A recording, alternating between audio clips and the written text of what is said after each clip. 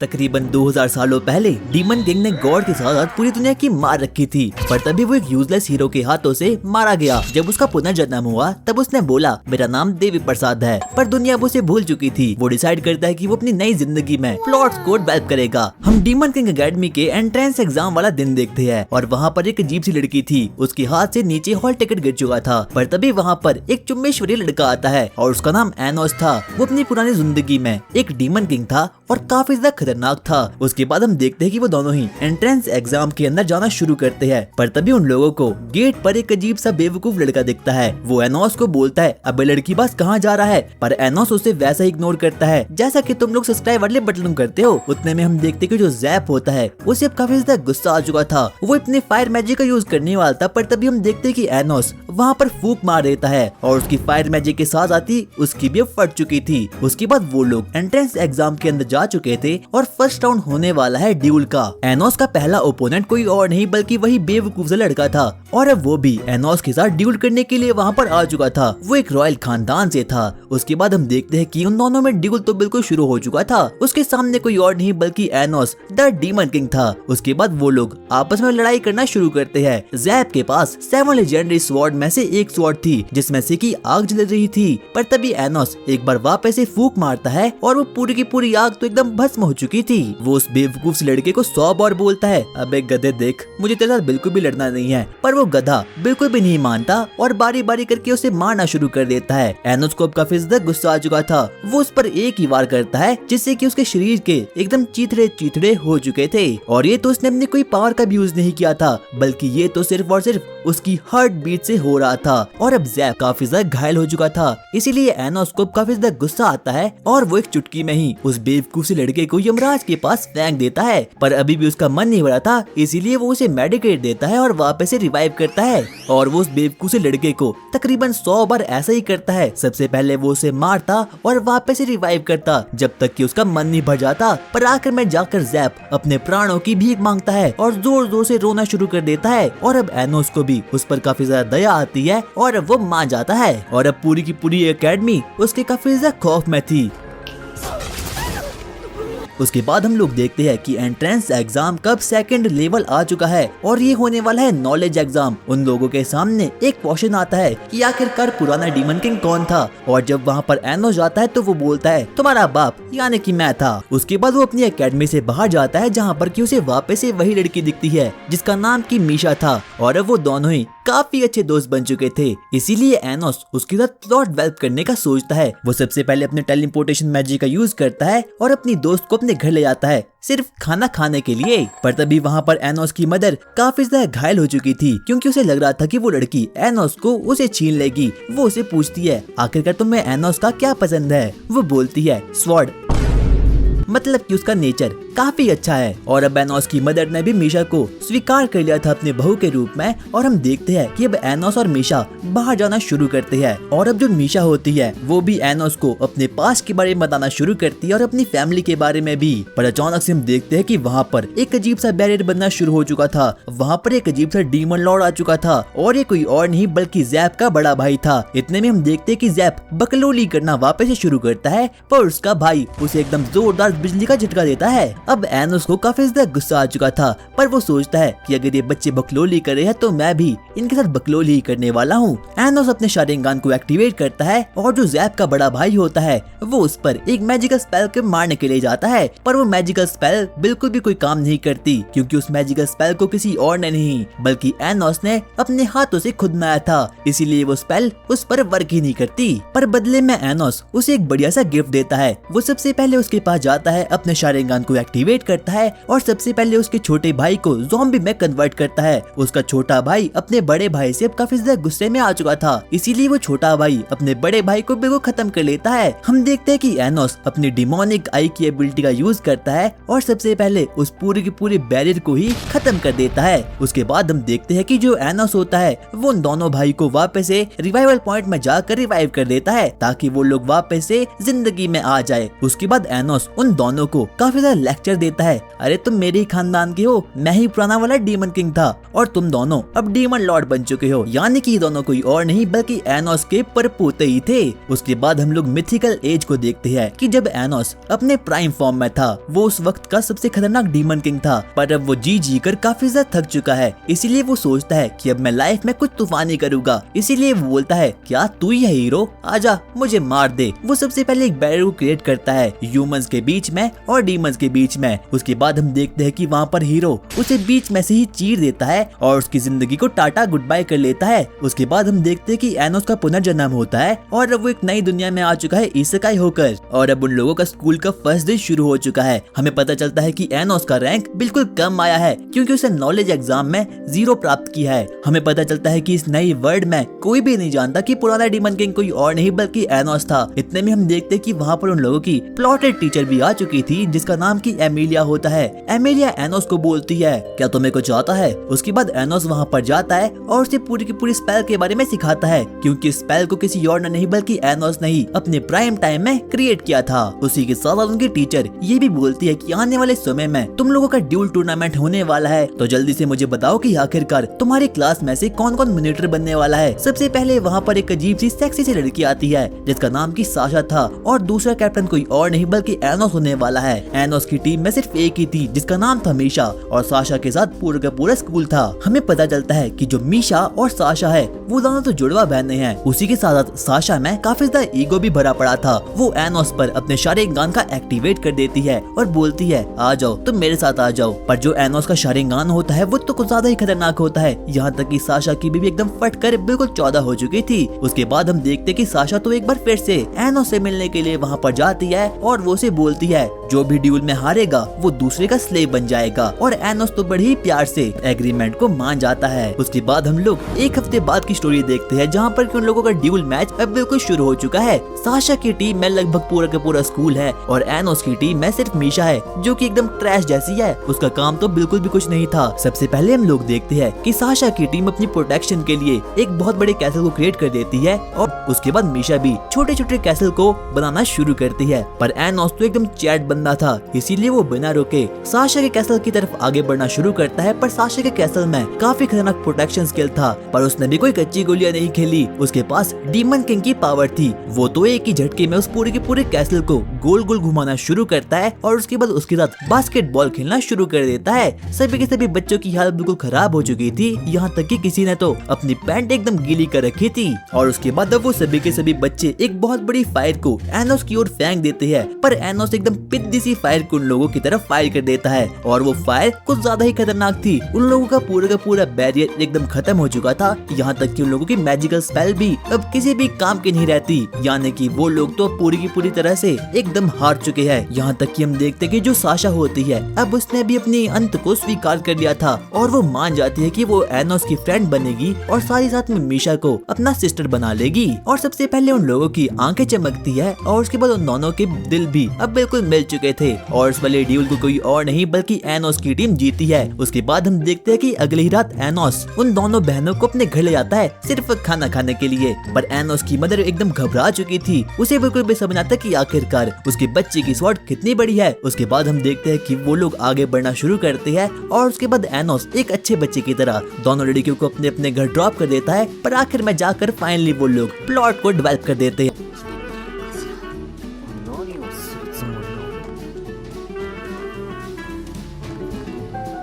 पर एनोस काफी सख्त लौड़ा था, पर यहाँ पर अब वो पिघल चुका है। उसके बाद हम देखते हैं कि वो सभी के सभी लोग अब काफी अच्छे अच्छे दोस्त बन चुके हैं। उसके बाद हम देखते हैं कि जो मीशा होती है वो एनोस को बोलती है, आने वाले समय में मेरी बहन यानी कि साशा का बर्थडे आने वाला है, मुझे उसे कुछ देना है। और एनोस ने अपने मन में सोच लिया था कि मैं उसे स्वॉर्ड देने वाला हूँ। उनकी टीचर उन लोगों को बताती है कि आज की उन लोगों की सरप्राइज लेक्चर के लिए 7 डीमन एम्पायर में से एक नेक्रोन आने वाला है। और डीमन किंग एनोस को अपनी पुरानी बातें याद आती है क्योंकि नेक्रोन उसका काफी अच्छा दोस्त था, यहाँ तक कि उसी ने ही नेक्रोन को बनाया था। पर पहले उसके टीचर ने बोल लिया था एनोस कुछ बखेड़ा खड़ा मत कर देना। उसके बाद हम देखते हैं कि वहाँ पर डीमन एम्परर वहाँ पर आ चुका था, पर तभी वहाँ पर एनोस खड़ा होता है और बोलता है, और नूबड़े नेक्रोन क्या हाल चाल है, फ्री फायर में कितना केडी है तेरा। पर डीमन एम्परर को ऐसा कुछ भी याद नहीं था, इसीलिए एनोस उसके पास जाता है और उसे अपना फ्लैशबैक पूरे का पूरा याद दिलाता है। पर उसे पता चलता है कि नेक्रोन के दिमाग में उससे जुड़ी अब कोई भी यादें नहीं है। उसके बाद हम देखते हैं कि क्लास के बाद वो नेक्रोन से बातें करना शुरू करता है और नेक्रोन उसे बताता है कि प्राइम टाइम में किसी को भी नहीं पता कि पुराना डीमन किंग एनोस था, और बच्चों को भी यही बताया जा रहा था कि पुराना डीमन किंग कोई और था, बल्कि एनोस नहीं था।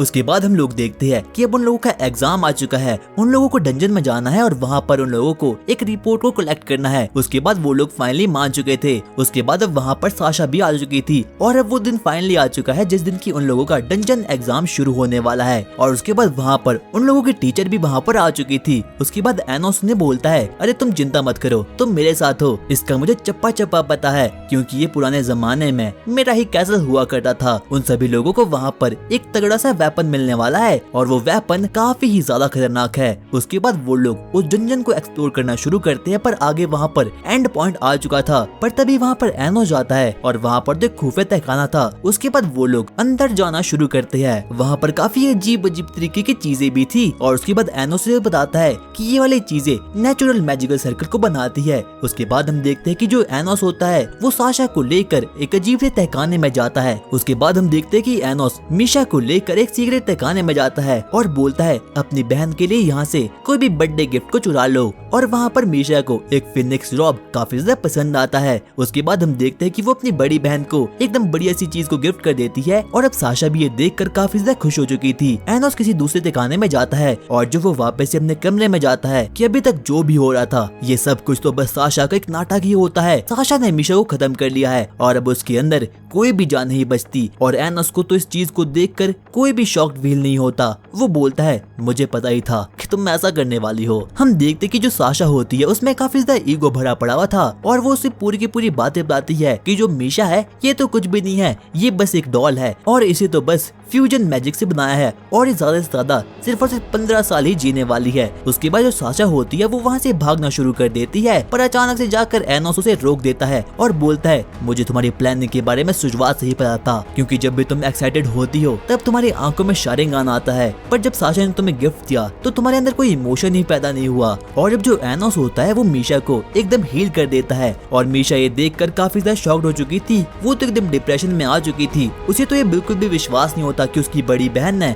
उसे मारने की कोशिश की है। और अब एनोस को भी पता चल चुका था कि जो मीशा है वो सिर्फ और सिर्फ अब 15 साल ही जीने वाली है, जाने की उसकी लाइफ तो बिल्कुल कम है। वो मीशा को बोलता है, तुम्हें अपना लास्ट गिफ्ट क्या चाहिए? और मीशा बोलती है, मुझे एक पूरा का पूरा दिन अपनी बहन के साथ बिताना है, मैं तुम्हारी इस विश को कैसे भी करके कंप्लीट करके रहूंगा, और हाँ मैं तुमसे काफी ज्यादा प्यार भी करता हूँ। उसके बाद हम देखते हैं कि वो लोग अब डंजन से बाहर जाना शुरू करते हैं और सबसे पहले एनोस वहाँ पर साशा से मिलता है और बोलता है कि मुझे मीशा की लास्ट विश को पूरा करना है, कि इसे एक पूरा का पूरा दिन तुम्हारे साथ बिताना है। पर जो साशा होती है वो काफी ज्यादा अकड़ूसी थी। वो बोलती है, अगर ऐसा करना है तो उसके लिए सबसे पहले तुम्हें मुझे ड्यूल में हराना होगा। और अब एनोस भी मान चुका था और उसके बाद वो लोग मैजिकल सर्कल बैटल को शुरू करते हैं और वो भी डीमन किंग के कैसल में। हमें पता चलता है कि जो मीशा होती है वो बहुत ही बड़े बड़े सर्कल को क्रिएट करती है, पर आखिर में जाकर अब वो अपने लिमिट तक पहुंच चुकी थी और आर्नोस तो अपने एक ही मैजिकल स्पेल का यूज करता है और एक बहुत बड़ी मैजिकल सर्कल को क्रिएट कर देता है और अब फाइनली इस ड्यूल को आर्नोस जीत चुका था। हमें पता चलता है कि जो मीशा होती है और जो साशा होती है उन दोनों के बीच अब करीबियां बढ़नी शुरू हो चुकी थी। साशा को अपना पास याद आता है कि आखिरकार कैसे हम मीशा उसे हमेशा संभाली करती थी, यानी कि तब भी जब उसके पास शारिंगान एक्टिवेट हुआ था और तब तो किसी को भी उस पर कोई भी विश्वास नहीं था। उसके बाद साशा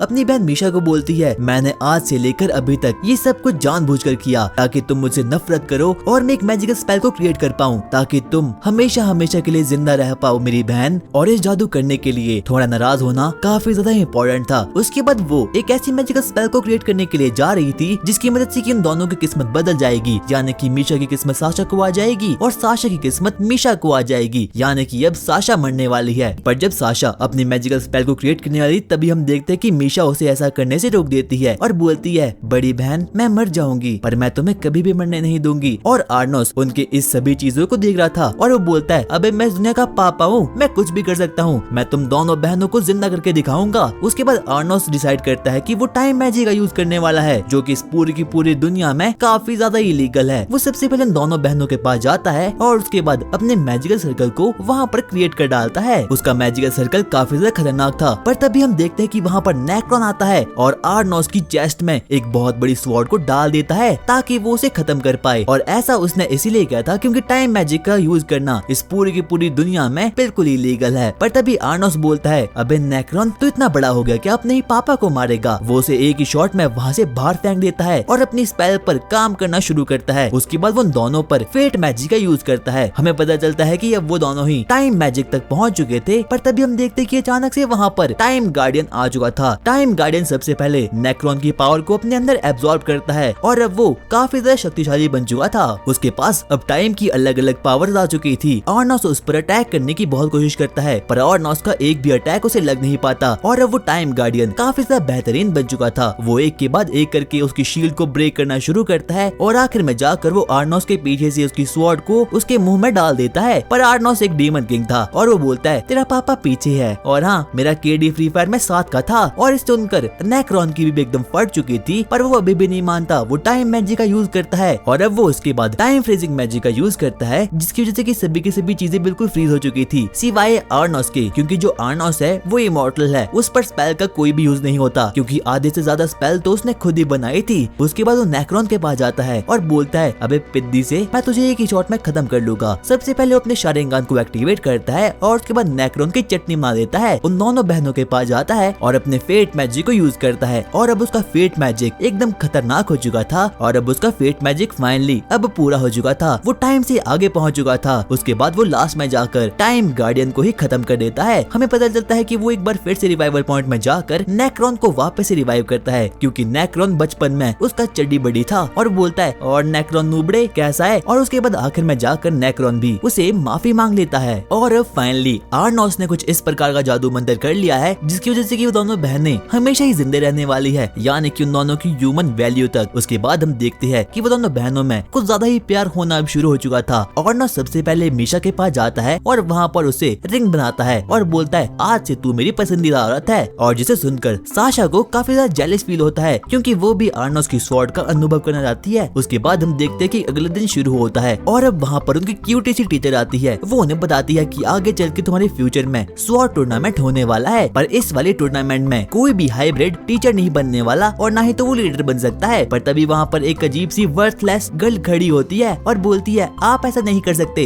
पर तभी वहाँ पर आर्नोस जाता है और वहाँ पर वो उसे पूरी की पूरी बातें बता देता है। वहाँ पर हम देखते कि आर्नोस एक अजीब से बच्चे को पकड़ता है और उसके अंदर से एक ऐसी वेपन को निकालता है जो कि चोरी हो चुका था, यानी कि उस बच्चे ने उस स्वॉर्ड को चोरी कर रखा था। और अब वो क्यूटी भी एकदम खुश हो चुकी थी और बोलती है, रात को मेरे पास आ जाना। पर तभी हम देखते हैं कि एक अजीब सी लड़की आर्नोस के पास जाती है और इतने में ही हम देखते हैं मीशा उसे बोलती है, अबे मेरे पति देव से दूर है। वो तो कुछ ज्यादा ही पोजेसिव बन चुकी थी आर्नोस को लेकर और अब आर्नोस भी धीरे धीरे करके पूरी एकेडमी में काफी ज्यादा पॉपुलर हो रहा था। उसके बाद हम देखते हैं कि वो लोग प्रेपरेशन करना शुरू कर लेते हैं अपने आने वाले टूर्नामेंट में जिसका नाम होने वाला है स्वॉर्ड टूर्नामेंट। और उसके बाद आर्नोस ट्रेनिंग करने के लिए कुछ लड़कियों के ग्रुप के पास जाता है और वो लड़कियां तो उसे देख कर ही एकदम खुश हो चुकी थी और वो सभी की सभी एकदम बावली सी हो रखी थी। उन लोगों को तो कैसे भी करके अब आर्नोस की स्वॉर्ड चाहिए थी। उसके बाद हम देखते हैं कि वो लोग स्वॉर्ड एग्जाम में पहुंच चुके थे जहाँ पर उन सभी बच्चों को जमीन में से स्वॉर्ड को निकालना है और उनमें से हर कोई बच्चा एकदम वर्थलेस था, इसीलिए वो ऐसा बिल्कुल भी नहीं कर पाता, यहाँ तक कि साशा भी नहीं। पर तभी हम देखते हैं कि वहाँ पर कुछ डीमन एम्परर्स आ चुके थे। डीमन एम्परर्स काफी ज्यादा खतरनाक होते हैं और वो बोलते हैं, जो कोई भी जमीन में से स्वॉर्ड को निकालेगा वही आने वाले स्वॉर्ड टूर्नामेंट में पार्टिसिपेट कर सकता है। पर तभी वहाँ पर आर्नोस की एंट्री होती है और वो बोलता है, स्वॉर्ड आजा मेरे हाथ में। और वो स्वॉर्ड बिना रुके 2 सेकंड के अंदर ही आर्नोस भाई के हाथ में आ जाती है। और वो डीमन एम्परर जो होते हैं वो आर्नोस को देखकर काफी ज्यादा एक्साइटमेंट में आ चुके थे। पर तभी हम लोग देखते हैं कि उन लोगों की एकेडमी में एक अजीब सा ट्रांसफर बच्चा आ चुका है, उसका नाम रे है। और उसके बाद वो दोनों ही डीमन एम्परर रे से और आर्नोस से भिड़ना शुरू कर लेते हैं। पर रे और आर्नोस काफी ज्यादा शक्तिशाली थे, इसीलिए वो अपनी एक ही शॉट में उन दोनों को खत्म कर लेते हैं। उसके बाद रे आर्नोस के पास जाता है और बोलता है, मैं तुम्हारी टीम का हिस्सा बना जाता हूँ, क्या मैं ऐसा कर सकता हूँ, पर आर्नोस उसके मुंह पर ऐसा करने से मना कर देता है। इतने में उनकी क्यूटी सी टीचर बोलती है, एक रॉयल हाइब्रिड का वफादार कभी भी नहीं बन सकता। पर तभी हम देखते हैं कि रे उसे बोलता है, अबे टीचर तुझे तो पढ़ाना भी नहीं आता, आखिरकार तू क्यों बोल रही है। और आर्नोस को वो लौंडा काफी ज्यादा पसंद आता है क्योंकि वो काफी ज्यादा खतरनाक था और उसका ऑरा भी काफी ज्यादा खतरनाक था। इतने में हम देखते हैं कि वहाँ पर एक अजीब सी वर्थलेस लड़की वापस से खड़ी होती है और बोलती है, मुझे कैसे भी करके स्वॉर्ड टूर्नामेंट में पार्टिसिपेट करना है। हम देखते हैं कि अब वो दिन आ चुका है जिस दिन की उन लोगों की स्वॉर्ड टूर्नामेंट शुरू होने वाली है। आर्नोस की टीम में उसकी 2 पसंदीदा औरत थी, बाकी कोई भी नहीं था। और उनके सामने वाली टीम में पूरा का पूरा स्कूल था और साथ ही साथ में रे भी। सबसे पहले जो आर्नोस होता है वो बैटल ग्राउंड में जाता है, पर तभी हम देखते हैं कि वहाँ पर एक रॉक कैसल समन हो चुका था। बाकी सभी के सभी बच्चे उस रॉक वाले कैसल को कंट्रोल कर रहे थे और आर्नोस से भिड़ने के लिए वहाँ पर रे आ चुका था।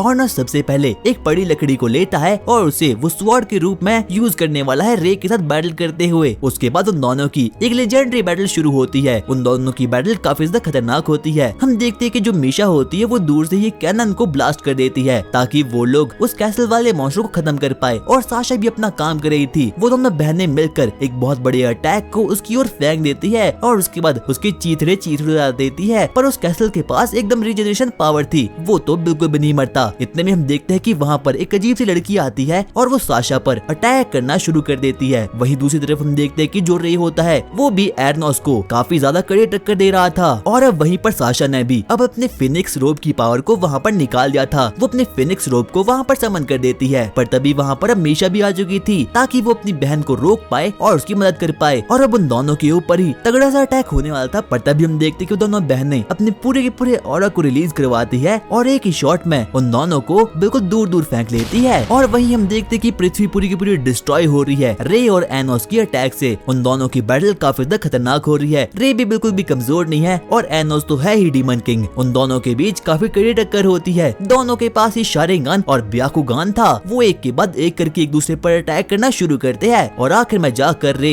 एनोस के ऊपर जाता है। पर एनोस बोलता है, मैं दुनिया का पापा हूँ। और आखिर में जाकर वो उसे एक बड़ी लकड़ी से बिल्कुल हरा देता है। और अब रे एनोस के प्यार में बिल्कुल बावला सा हो रखा है। वो तो उसका एकदम फैन बन चुका है और बोलता है, सर मैं आपकी टीम में आना चाहता हूँ। उसके बाद हम देखते हैं कि वो क्यूटी सी टीचर एक बार फिर से अनाउंस करती है कि स्वॉर्ड टूर्नामेंट के लिए एनोस और रे को सिलेक्ट किया गया है। पर एनोस को पहले ही पता चल चुका था कि जरूर कुछ न कुछ खिचड़ी पड़ रही है और अब इस किंगडम में कुछ ऐसी सीक्रेट ऑर्गेनाइजेशन है जो कि एनोस को खत्म करना चाहती है। पर तभी हम देखते हैं कि जो एनोस होता है वो प्रिंसिपल ऑफिस में जाता है और प्रिंसिपल कोई और नहीं बल्कि एनोस का पुराने जमाने का मंत्री था। वो बोलता है, महाराज फाइनली आप आ चुके हो। मेरा मन तो आपको भूल गया पर मेरी आत्मा आपको कभी भी भूल नहीं सकती। और उसके बाद हम देखते हैं कि एनोस अपनी पसंदीदा औरत को अपने घर ले जाता है और उसके बाद उसकी पसंदीदा औरत उसे एकदम बढ़िया बढ़िया से खाना खिला देती है। और अब मीशा और साशा में रेस लगी है कि आखिरकार एनोस की वाइफ कौन बनने वाली है। उसके बाद हम देखते हैं कि संडे का दिन था। उसके बाद वो लोग प्लॉट को डेवलप करना शुरू करते हैं। पर सबसे पहले हम देखते हैं कि एनोस मीशा को एकदम नए नए गिफ्ट देता है क्योंकि मीशा कोई गोल्ड डिगर नहीं है साशा की तरह। पर तभी एनोस के पास उसकी पुराने जमाने की वफादार बिल्ली आती है जिसका नाम था एल्डर लॉर्ड ईस। और वो बोलती है, मास्टर आपको मारने की साजिश रची गई है स्वॉर्ड टूर्नामेंट में। और एनोस को तो पहले इस बात की भनक लग चुकी थी पर वो फिर भी कुछ नहीं करता और वो बोलता है, मैं सबको संभाल लूंगा। उसके बाद हम देखते कि वो सबसे पहले रे से मिलता है और रे बोलता है, तैयार रहना, मैं तुम्हें खत्म करने के लिए आ रहा हूँ। और अब वो दोनों बच्चे ही स्वॉर्ड टूर्नामेंट में पार्टिसिपेट करने वाले हैं। हम देखते कि फाइनली अब वो दिन आ चुका है उन लोगों के स्वॉर्ड टूर्नामेंट का। एनोस सबसे पहले अपनी मम्मी जी का आशीर्वाद देता है और बैटल एरिना में भगवान का नाम लेकर वहाँ पर चले जाता है। वहाँ पर हम लोग सबसे पहले डिफेंडिंग चैंपियन को देखते हैं जो कि काफी ज्यादा खतरनाक होता है। पर तभी वहाँ पर एंट्री होती है एनोस की और अब पूरी की पूरी एकेडमी उसे चीयर करना शुरू कर लेती है। एनोस वहाँ पर अपने शारिंगन को एक्टिवेट करके वहाँ पर जाता है, मैं 2 सेकंड में तुझे खत्म कर लूंगा। वो नौटंकीबाज एनोस पर इधर उधर वार करना शुरू करता है पर एनोस तो एक के बाद एक करके बस उसके वारों को डॉज करे जा रहा था और आखिर में जाकर फाइनली वो उसे हरा देता है और बोलता है, कैसा लगा। और उल्लू बोलता है, एनोस ने जीत लिया है। पर पता नहीं क्यों एनोस की क्यूटी सी टीचर इस बात को सुनकर बिल्कुल भी खुश नहीं थी। और उसके बाद एनोस अपनी फाइट को निपटा कर अपने रूम में वापस जाता है ताकि वो आराम से बैठकर फ्री फायर खेल सके। पर तभी वहाँ पर रे आता है और उसे मारना पीटना शुरू कर देता है। पर एनोस उसे उल्टा मुंह वापस से भगा देता है, मैं तुम्हें खत्म कर लूंगा टूर्नामेंट में। पर कहीं न कहीं एनोस को पता चल चुका था कि रे के पास एक ब्रेसलेट है जो कि सिर्फ और सिर्फ रॉयल्टी पहनते हैं। उसके बाद हम देखते हैं कि एनोस अपने अगले मैच के लिए बिल्कुल रेडी हो चुका था और उसके बाद वो एक के बाद एक करके सभी को पेलना शुरू करता है। एनोस अपना हर एक मैच वापस से जीते जा रहा था। उसके बाद हम देखते कि शाम का वक्त था और अब एनोस के आज के मैच पूरे खत्म हो चुके थे। एनोस की मदर उसके पास जाती है और बोलती है, बेटा मुझे अपनी स्वॉर्ड दे दो। और उसके बाद उसकी मदर उसकी स्वॉर्ड को अपने घर ले जाती है। पर वहीं पर हम देखते हैं कि जो एनोस होता है वो मीसा को लेकर एक हॉस्पिटल में जाता है जहाँ पर की रे की मदर थी। उसे पता चलता है कि जो रे है वो रॉयल्टी का पपेट बन चुका है और उन लोगों के कहने पर ही उसने एनोस पर हमला किया था। और रे की मदर काफी ज्यादा बीमार है क्योंकि वो हाफ डेमन और हाफ स्पिरिट है, इसीलिए वो बीच में लटकी हुई है। और एनोस अपने मन में डिसाइड करता है कि वो कैसे भी करके रे की मदर को वापस से रिवाइव कर लेगा, पर उसके लिए उसे एक ऐसे मैजिक का यूज करना पड़ेगा जिसमें कि किसी दूसरे डीमन की लाइफ सोर्स का यूज होता है। उसके बाद वो मीसा को मना लेता है ताकि वो उसकी बॉडी को as a life source use कर सके और उसके बाद रे की मदर को वापस से जिंदा कर सके। और अब रे की मदर भी मान जाती है क्योंकि उसे अपने बेटे से काफी ज्यादा प्यार था। उसके बाद हम देखते हैं कि जो एनोस होता है वो सबसे पहले एक मैजिकल सर्कल को अपीयर करता है और उसके बाद अपनी मैजिकल स्पेल को वहाँ पर डालना शुरू करता है। मीसा की body as a source use हो रही थी ताकि रे की मॉम की बॉडी वापस से अपनी रियल लाइफ में वापस से आ जाए। उस मैजिकल स्पेल को करने में काफी ज्यादा माना यूज होता है। पर वहीं दूसरी तरफ हम देखते हैं कि जो एनोस की मदर होती है वो वापस से अपने घर जा रही थी बाकी लड़कियों को लेकर। पर तभी हम देखते हैं कि वहाँ पर तो एमेलिया नामक टीचर आ चुकी थी। वो एनोस की मदर से जोर जबरदस्ती करना शुरू करती है और बोलती है, मुझे जल्दी से एनोस की स्वॉर्ड दे दो। पर एनोस की मदर ऐसा बिल्कुल भी नहीं करती, इसीलिए वो उसे डराना धमकाना शुरू कर देती है और आखिर में जाकर वो उसे अपने डार्क मैजिक का यूज कर देती है। पर तभी हम देखते हैं कि वो काफी ज्यादा इंजर्ड हो चुकी थी। वहाँ पर बाकी की लड़कियां भी आ चुकी थी और उसके बाद वो लोग एनोस की मदर को प्रोटेक्ट करना शुरू कर देते हैं। पर वो लड़की काफी ज्यादा वीक थी और उसके बाद हम देखते हैं कि जो टीचर होती है वो तो बारी बारी करके उसे पेलना शुरू करती है। अब वो टीचर काफी ज्यादा गुस्से में आ चुकी थी। उसका मानना ये था कि इस पूरे के पूरे यूनिवर्स में एक भी हाइब्रिड नहीं रहेगा और सभी के सभी सिर्फ रॉयल्टी ही रहने वाले हैं। वो एक बार फिर से उन्हें मारने की बहुत कोशिश करती है। पर तभी एक बार फिर से वहाँ पर लड़की आती है और अपने बैरियर मैजिक का यूज करती है। पर उन लोगों का बैरियर काफी ज्यादा वीक था, इसीलिए वो एकदम भुने हुए पॉपकॉर्न बन चुके थे और अब वो लास्ट में जाकर एनोस की मदर पर अटैक करने वाली थी। पर तभी हम देखते हैं कि वहाँ पर एकदम एनोस बैडएस एंट्री लेता है और अपने शारिंगान से सबसे पहले उसे डराता है और उसके बाद अपनी मॉम की इंजरी को हील कर देता है और साथ ही साथ में बाकी लड़कियों को भी। उसके बाद वो टीचर को फ्रीज कर देता है और बोलता है, तुम तो काफी ज्यादा बड़ी हो चुकी हो। उसके बाद सबसे पहले टेलीपोर्टेशन मैजिक का यूज करता है और उसे एक बहुत बड़ी एरिना में लाता है और उसे बारी बारी करके काटना पीटना शुरू कर देता है। और अब उसकी टीचर जोर जोर से चिल्लाना शुरू करती है और वो उसे बोलता है, मैं तुम्हें तब तक मारता रहूंगा जब तक कि तुम मुझे डीमन किंग की तरह एक्नॉलेज नहीं कर देती। और लास्ट में जाकर वो बोल देती है, मुझे माफ करना। पर एनोस लास्ट में जाकर उसे खत्म ही कर देता है। वो उसे एक बार फिर से रिवाइव कर देता है, पर इस बार उसकी बॉडी बिल्कुल चेंज थी और वो बोलता है, इस लाइफ में तुम अब हाइब्रिड के तौर पर जिंदा रहने वाली हो। पर तभी उसकी टीचर अपने आप को ही खत्म कर लेती है। पर तभी उसे पता चलता है कि एनोस का मैजिक काफी ज्यादा स्ट्रॉन्ग है, उसे अपनी पूरी की पूरी जिंदगी इसी बॉडी में बितानी पड़ेगी। पर तभी हम देखते हैं कि अब वहाँ पर रे भी आ चुका था। रे सबसे पहले मीसा को खत्म करने की कोशिश करता है ताकि वो एनोस को भी खत्म कर पाए, पर मीसा उसे बता देती है कि ये सब कुछ एनोस का प्लान था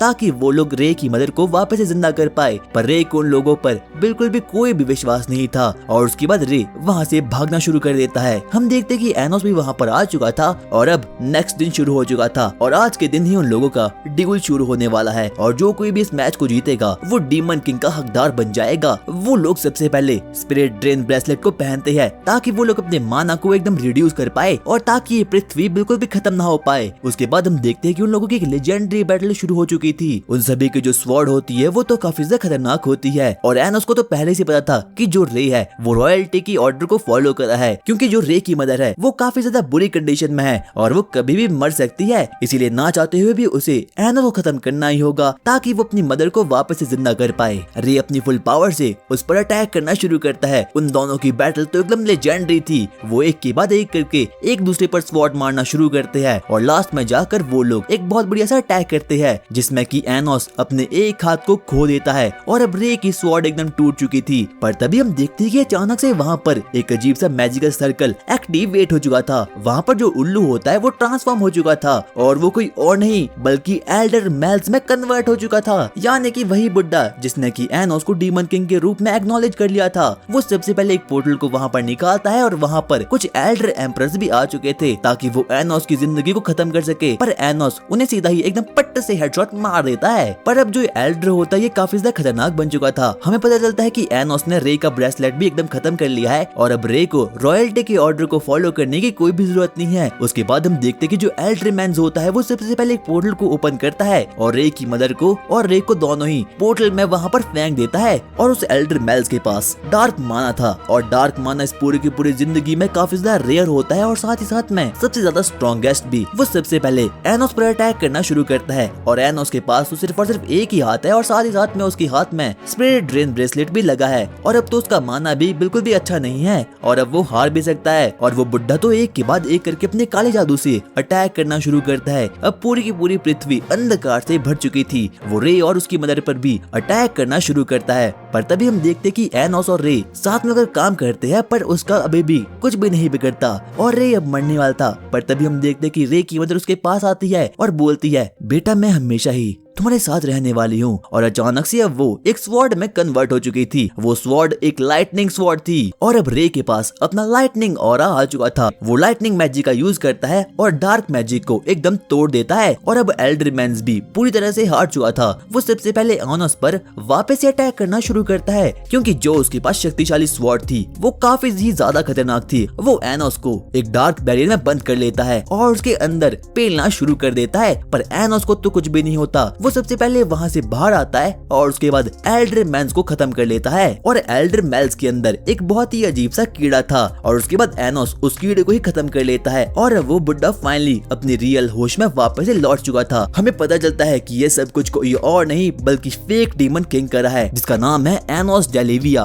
पर जैसे तैसे करके एनोस ने अब सब कुछ सेट कर लिया है। हमें पता चलता है कि उसने तो डीमन एम्परर को भी वापस से सही कर लिया है, पर तभी हम देखते कि परछाइयों से एनोस को कोई ना कोई तो अजीब सा आदमी देख रहा है। हमें पता चलता है कि उन दोनों के ड्यूल को एनोस जीत चुका है क्योंकि रे तो एकदम निहत्था है और अब तो वो कुछ भी नहीं कर सकता। वो सबसे पहले स्पिरिट मैजिक का यूज करता है और साथ ही साथ में रिवाइवल मैजिक का भी यूज करता है ताकि वो रे की मदर को वापस से रिवाइव कर पाए। और अब फाइनली रे भी अपनी मदर को देखकर काफी ज्यादा खुश हो चुका था। पर तभी हम देखते हैं कि वहाँ पर प्लॉट को डेवलप करने के लिए साशा आ चुकी थी ताकि वो एनोस की स्वॉर्ड के साथ बिल्कुल खेल सके, पर एनोस उसे ऐसा करने के लिए साफ मना कर देता है। और अब उसके बाद हम देखते हैं कि उनकी एकेडमी में एक नई टीचर आ चुकी है जो कि उन लोगों को पढ़ाने वाली है और ये भी एकदम क्यूटी सी थी। उसके बाद वो उन्हें बताती है कि अब उनका डीमन समाज ह्यूमन रियल में जाने वाला है ताकि वो लोग वहाँ पर हीरो एकेडमी में जा पाए और वहाँ पर एक टूर्नामेंट है ताकि वो वहाँ पर पार्टिसिपेट कर पाए। जिस जगह पर एनोस रहता है वो डिमोनिक रेल्म है और वो लोग अब ह्यूमन रेल्म में जाने वाले हैं जहाँ पर की हीरोज रहते हैं। उसके बाद वो लोग सबसे पहले प्रेपरेशन करते हैं ताकि वो लोग वहाँ पर हीरो को मार पिटाई कर सके। हम देखते हैं कि रे, साशा और एनोस आपस में बैटल कर रहे थे कि आखिरकार कौन सबसे ज्यादा स्ट्रॉन्ग है, पर वो दोनों तो मिलकर भी एनोस के सामने बिल्कुल भी टिक नहीं पाते। हमें पता चलता है कि वहाँ का प्रिंसिपल सबसे पहले एनोस के पास जाता है। डीमन लॉर्ड, आपको हीरो एकेडमी में जाना ही होगा क्योंकि हमें पता है कि जो ह्यूमंस है वो फ्यूचर में जाकर हमसे लड़ने की कोशिश करने वाले हैं, इसीलिए आपको जाना ही होगा। हमें पता चलता है कि उसके अगले दिन एनोस हीरो एकेडमी में जाने के लिए बिल्कुल रेडी हो चुका था। वो सबसे पहले अपने टेलीपोर्टेशन मैजिक का यूज करता है और अपनी पसंदीदा औरतों को भी अपने साथ टेलीपोर्ट कर देता है। उसे पता चलता है कि जो ह्यूमन रियल्म है वो तो काफी बढ़िया है। वो सबसे पहले हीरो एकेडमी में जाता है और वहाँ पर उन लोगों का स्वागत एक क्यूटी सी लड़की करती है। वो काफी ज्यादा सुंदर थी। वो लोग अपने मन में सोचते हैं कि वो फ्यूचर में जाकर प्लॉट को डेवलप करने वाले हैं और साशा काफी ज्यादा जेलस फील कर रही थी। उसके बाद वो लोग हीरो एकेडमी के अंदर जाना शुरू करते हैं और वहाँ पर उन लोगों के प्रीवियस हीरो का निशान था जिसने कि एनोस को अपनी प्रीवियस जिंदगी में मारा था। और उसके बाद वो उन सभी को अपनी हिस्ट्री बताना शुरू करती है कि आखिरकार कैसे पुराने हीरो ने एनोस को खत्म कर लिया। पर तभी साशा बोलती है, डीमन किंग कभी भी मरे नहीं थे, उन्होंने तो बस सैक्रिफाइस किया था। पर एनोस उसे चुप कर देता है और बोलता है, अबे मुंह बंद कर ले अपना।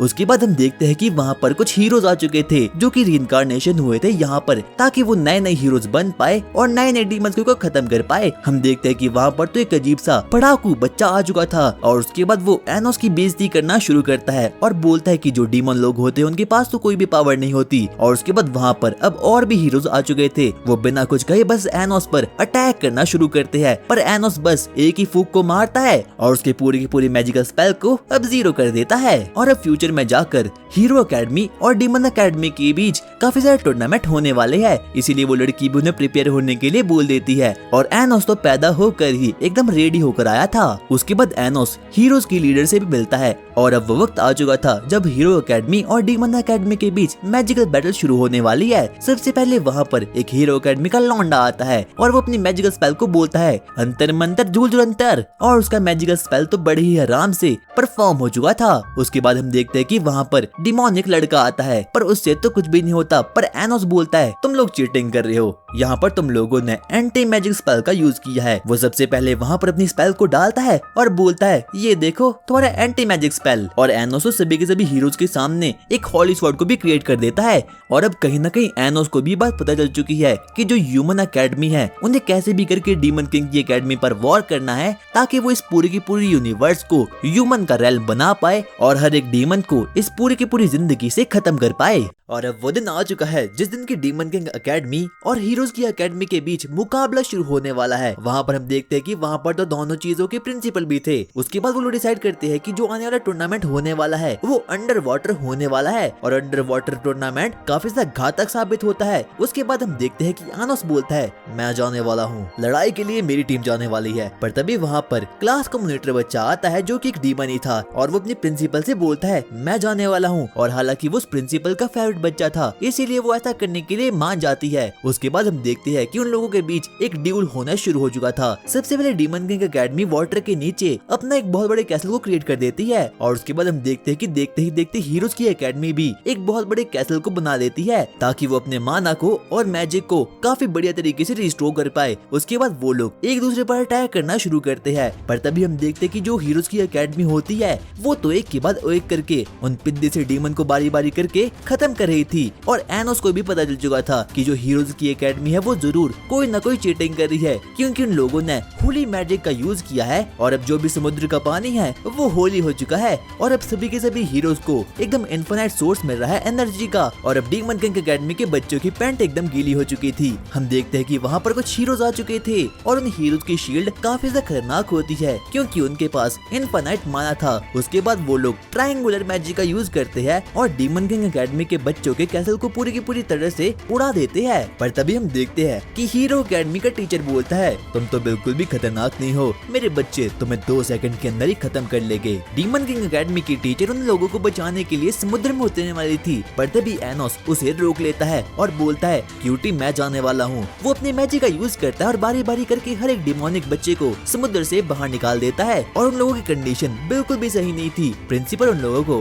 हील करने की बहुत कोशिश करती है, पर वो लोग ऐसा बिल्कुल भी नहीं कर पाते। क्लास मॉनिटर अभी भी अपनी अकड़ में था और वो बोलता है एनोस तुम मुझे हील मत करना, मैं मर जाऊंगा, पर मैं तुमसे हील नहीं होऊंगा। उसके बाद वो एनोस को पूरी की पूरी बातें बताना शुरू करता है कि आखिरकार कैसे जो हीरो अकेडमी के बच्चे हैं वो चीटर्स है, क्योंकि उन लोगों ने चीटिंग का यूज किया है उन लोगों को हराने के लिए। यहाँ तक कि वो रोना भी शुरू कर लेता है, पर वो बोलता है ना मुन्ना ना रोते नहीं है, मैं तेरा बदला जरूर लूंगा। वो सबसे पहले हीरो अकेडमी के पास जाता है, अब तुम लोग मुझसे ड्यूल करने वाले हो। वो एक एटॉमिक स्लैश का यूज करता है और सबसे पहले समुद्र के पूरे पानी में से मैजिक को एब्जॉर्ब कर लेता है, और अब तो वहाँ पर कुछ भी बचा नहीं था। उसके बाद वो सबसे पहले वहाँ पर एंटर होता है और उन लोगों को चुनौती देना शुरू करता है। हम देखते हैं कि अब सभी के सभी हीरोज भी एकदम बावले से हो रखे हैं। उन लोगों को तो कैसे भी करके उस डीमन को खत्म करना है। एनोस सबसे पहले अपने उसी बॉम्ब का यूज करता है, पर उन लोगों का बैरियर इस बार काफी ज्यादा खतरनाक था। पर तभी हम देखते हैं कि वहाँ पर 4th रीइंकार्नेशन ऑफ हीरो वहाँ पर आ चुकी थी, जिसका नाम था जेनस। जेनस काफी ज्यादा खतरनाक होती है।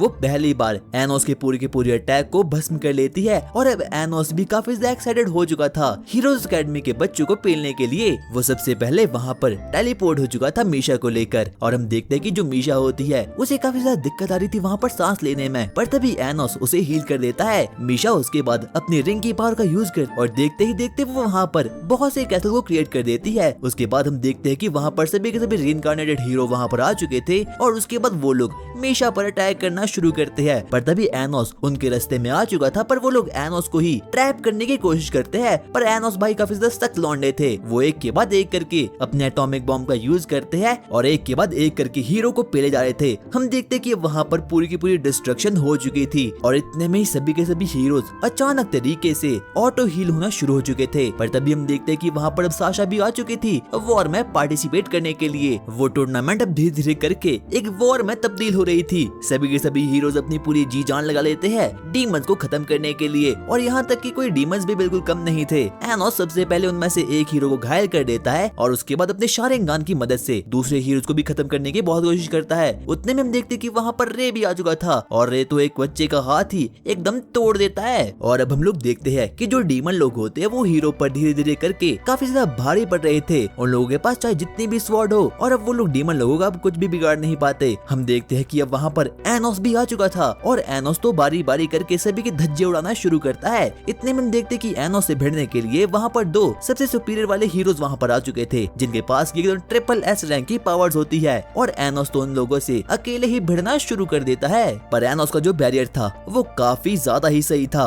उसे तो कुछ भी नहीं होता और वो लोग बारी बारी करके बस उस पर मारना शुरू करते हैं। पर एनोस को उन लोगों का बिहेवियर बड़ा ही अजीब लगता है, क्योंकि वो लोग एकदम एनपीसी की तरह अटैक करना शुरू करते हैं और ऐसा लग रहा था कि उन लोगों के पास अपनी कोई बॉडी ही नहीं है, वो तो बस बिना रुके मशीन्स की तरह उस पर अटैक करने वाले हैं। पर तभी हम देखते हैं कि जो एनोस होता है उस पर एक अजीब सी लड़की अटैक करना शुरू करती है। वो उस लड़की के प्लॉट्स को छू लेता है और उसके अंदर से आवाज आती है, मैं एलनोर बोल रही हूँ, प्लीज मुझे बचाओ एनोस और टेंपल में आ जाओ मीशा को लेकर। हम देखते हैं कि जो मीशा होती है वो टेंपल में आगे बढ़ना शुरू करती है। पर तभी वहाँ पर अचानक से हीरोज का मास्टर वहाँ पर आ चुका था और अचानक से वो मीशा को एक के बाद एक करके अपनी स्वॉर्ड से मारना शुरू करता है और आखिर में जाकर उसे खत्म करने वाला था। पर तभी वहाँ पर अचानक से एनोस आ चुका था और वो एक ही झटके में उसे वहाँ से भगा देता है और उसके बाद मीशा को हील करना शुरू कर देता है। उसके बाद सबसे पहले अपने शारिंगान को एक्टिवेट करता है और उसे वापस से रिवाइव करता है और बोलता है, मुझे जल्दी से बताओ आखिरकार यहाँ पर चल क्या रहा है। और वो उस टीचर को एक बहुत बड़े मॉन्स्टर में कन्वर्ट कर देता है। वो सोचता है कि अब वो एनोस को खत्म कर सकता है, पर एनोस एक डीमन किंग था, वो तो इन चीजों से बिल्कुल भी डरता नहीं। पर तभी हम देखते हैं कि वो अपनी पावर को एक्टिवेट कर देता है और बोलता है, मेरे हीरोज सभी के सभी डीमंस को खत्म कर लो। और अब हम लोग देखते हैं कि जो सभी के सभी हीरोज होते हैं उन लोगों का ब्रेन वॉश हो चुका है और वो तो बस बिना रुके हर एक डीमन किंगडम पर अटैक करना शुरू कर देते हैं। और जो हीरोज का प्रिंसिपल होता है उसका एक ही मकसद था कि उसे कैसे भी करके वॉर की शुरुआत करनी है और अब वो हो चुकी है। पर एनोस उसे ऐसा करने से रोक देता है और उसके कोर को ही बिल्कुल खत्म कर देता है और उसके बाद वो अपनी पसंदीदा औरत को लेकर वहाँ से जा रहा था। पर तभी हम देखते हैं कि वो एक अजीब से रूम में पहुँचता है और वहाँ पर हम देखते हैं कि सभी के सभी हीरोज तो बारी बारी करके वापस से रीजनरेट होना शुरू होते हैं। पर तभी हम देखते हैं कि वहाँ पर एलनोर होती है और एलनोर उसे पूरी की पूरी बातें बताती है, इस पूरी की पूरी एनर्जी का सोर्स मैं ही हूँ और मैं ये कर रही हूँ, जब तक मैं मरूंगी नहीं तब तक कोई भी हीरो मरना नहीं वाला। और अब लोगों को पता चल चुका था कि जो दरअसल में हीरोज होते हैं वो कोई हीरोज नहीं बल्कि विलन होते हैं। वो उसे ये भी बताती है, हमारे पुराने हीरोज को यानी कि कैनन को 2000 सालों पहले हमारे लोगों ने ही खत्म कर लिया और अब हम लोग विलन बन चुके हैं और यहाँ पर हर एक हीरोज की मल्टीपल कॉपीज है। पर तभी हम देखते हैं कि अचानक से वहाँ पर हीरोज एकेडमी का प्रिंसिपल वहाँ पर आ चुका था। पर तभी अचानक से पीछे से एंट्री होती है डीमन एम्परर्स और फेक डीमन किंग एओस डेलिविया का। एनोस डेलिविया सबसे पहले अपनी होली स्वॉर्ड को वहाँ पर निकालता है और उसकी होली स्वॉर्ड तो कुछ ज्यादा ही खतरनाक थी। वो वहाँ पर ब्लैक होल को भी समन कर देता है जो कि पूरी की पूरी माना कंजप्शन करा था और अब वहाँ पर कोई भी अपने मैजिक का यूज नहीं कर सकता। हम देखते कि जो एनोस डेलिविया होता है उसके पीछे काफी सारे डीमन एम्परर्स भी थे और उसके बाद एनोस डेलिविया पर मारना शुरू कर देता है। पर अचानक से एनोस डेलिविया वहाँ से बिल्कुल टेलीपोर्ट हो चुका था। पर तभी हम देखते कि वहाँ पर हमें प्रिंसिपल की हेलोग्राम इमेज दिखती है और वो अपने लोगों से बोल रहा था, डीमन लोगों ने हम पर फिर से अटैक कर दिया है और अब वॉर की शुरुआत होने वाली है। इतने में हम देखते कि जो फेक डीमन किंग होता है एनोस डेलिविया उसका भी हेलोग्राम वहाँ पर आ चुका था और वो भी बोलता है, तुम ह्यूमंस को मैं बारी बारी करके खत्म कर लूंगा और वापस से वही क्रांति लाऊंगा जो कि मैंने 2000 सालों पहले लाई थी। और ये तो बिल्कुल एकदम फेक होता है। उसके बाद हम देखते कि जो एनोस होता है वो वापस से अपने प्रिंसिपल से मिलता है जो कि डंबलडोर होता है और उसके बाद वहाँ पर साशा, मीशा, रे और बाकी बच्चे भी आ चुके थे और अब उन लोगों का एक ही मकसद है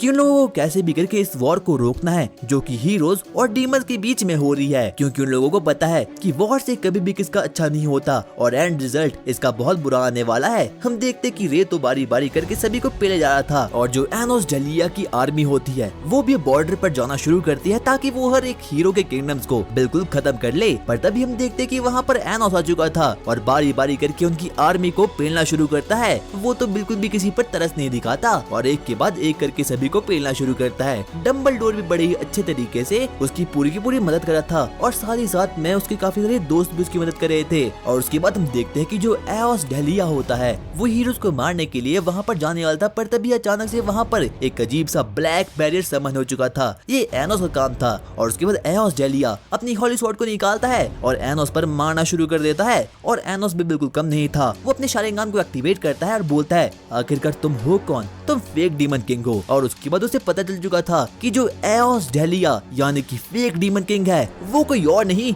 बल्कि रे है। अबे नौटंकी, मुझे ये बता कि आखिरकार तूने ऐसा क्यों किया। और उसके बाद वो उसे अपनी पूरी की पूरी बैक स्टोरी बताना शुरू करता है। मैं कोई और नहीं बल्कि 2000 सालों पहले जो हीरो था मैं वही हूँ। मैं यहाँ पर इसेकाई हो गया क्योंकि मुझे अपने ही लोगों ने मार दिया और उसी दिन से मैंने सोच लिया कि मैं एक फेक डीमन किंग बनूंगा और मैं तुम्हारी तकदीर को ही बिगाड़ लूंगा एनोस। मैं नहीं चाहता कि तुम डीमन किंग बनो और इसीलिए मैंने ये पूरा का पूरा प्लान रचा ताकि मैं इस पूरी की पूरी दुनिया का फेक डीमन किंग बन जाऊं और तुम्हारे लिए मैं कुछ भी ना छोड़ सकूं। और अब एनोस को भी धीरे धीरे करके रे का पूरा प्लान समझ आ रहा था। और जो रे होता है वो तो दिल टूटा हुआ आशिक होता है, इसलिए वो ये पूरे के पूरे कारनामे करा था। और अब उन लोगों में फाइट होना शुरू हो चुकी थी। जो रे के एनर्जी सोर्स है वो टोटल है 10 और अगर एनोस को उसे खत्म करना है तो सबसे पहले उसे उन 10 एनर्जी सोर्स को बिल्कुल खत्म करना होगा, जो कि काफी ज्यादा भयंकर चीज होने वाली है। पर एनोस भी डीमन किंग था, वो अपनी डीमन किंग शक्तियों का यूज करता है और एक के बाद एक करके उसके सोर्स को खत्म करना शुरू करता है।